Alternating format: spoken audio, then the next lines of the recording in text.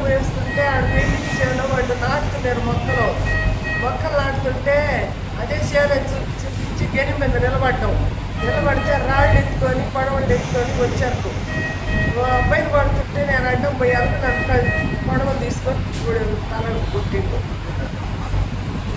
నేను శాసయ్య బాలాజీ ముగ్గురు వచ్చారు. సార్ ఈరోజు మేము ఉదయం మా పొలం ఎట్టుందో కాకర విత్తనాలు నాటామండి. నాటి ఒక 4 రోజులు అయింది. ఎట్టున్నాయి కాకర విత్తనాలు అని చెప్పి చూసేదానికి మేము పోయాము. అక్కడికి చేలో పోయి చూసుకొని ఇవి బాగానే ఉన్నాయని చెప్పి వస్తూ ఉండే టైంలో ఈ పొలంలో చూస్తే ఇది కోర్టు వివాదంలో ఉంది. ఎంఆర్ఓ గారు డిస్ప్యూట్లో పెట్టున్నారు.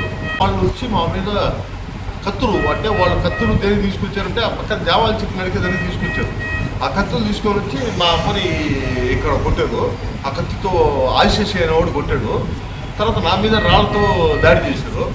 ఇంకా మరీ చెప్పలేని విధంగా భాష మాట్లాడుతూ ఉండేళ్ళకి అవును ఏంది రాసి మా అమ్మ మీద ఎట్లా పోతారా మీరు అది ఇది అని అంటే వాళ్ళు మూకమ్మడిగా ఆదిశేషయ్య, చిట్టేటి ఆదిశేషయ్య, చిట్టేటి నవీను, ఇంకొక పిల్లడు బాలాజీ అని ఒక పిల్లడు వాళ్ళ చెల్లెలి కొడుకు అనమాట. వాళ్ళందరూ కలిసి మా మీద మూకుమ్మడి దాడి చేసి నా చొక్కాను కూడా ఆఖరికి చొక్కాను కూడా తీయేసి పెరికేసారు.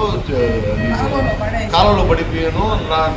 నాకు ఒక ప్రాబ్లమ్స్ ఉన్నాయి, హెల్త్ ప్రాబ్లమ్స్. నా హెల్త్ ప్రాబ్లమ్స్ మీద ఇంకా అది ఎక్కువైపోయేసి నేను అది తీర్చడానికే దగ్గర ఒక 30 minutes పట్టింది నాకు.